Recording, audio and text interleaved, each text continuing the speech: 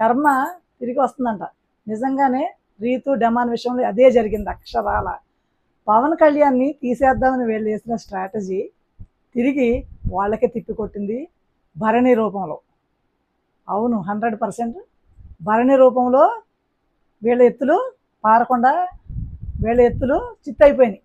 రాము రాథోడ్కి Bharani garu support చేయకపోతే Ritu captain అయిపోయేది.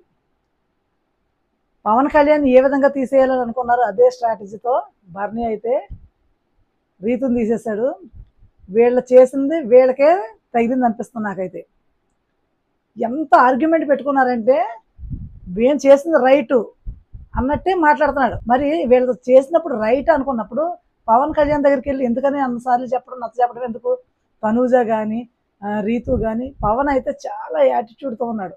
నేను రీతు ఉంటే రీతుకే చేస్తాను, నేను రీతు ఉంటే రీతుకే సపోర్ట్ చేస్తాను, రీతు లేకపోతే నీకు చేస్తాను, నేను ఇది క్లియర్ అని చాలా క్లియర్గా చెప్తున్నాను. అరే ఎక్కడరా రీతు రీతు రీతు రీతు అని ఊరేగుతున్నావు.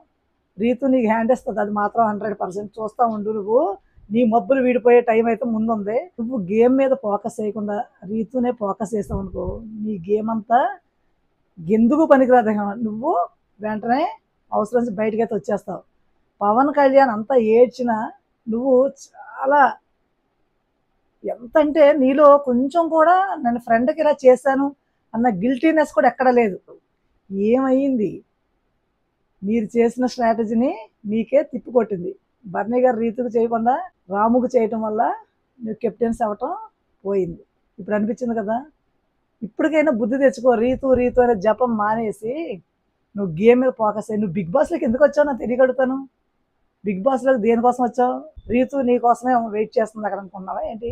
రీతుకి ఎవరు లేరు నేనే ఉన్నాను అనుకున్నావా?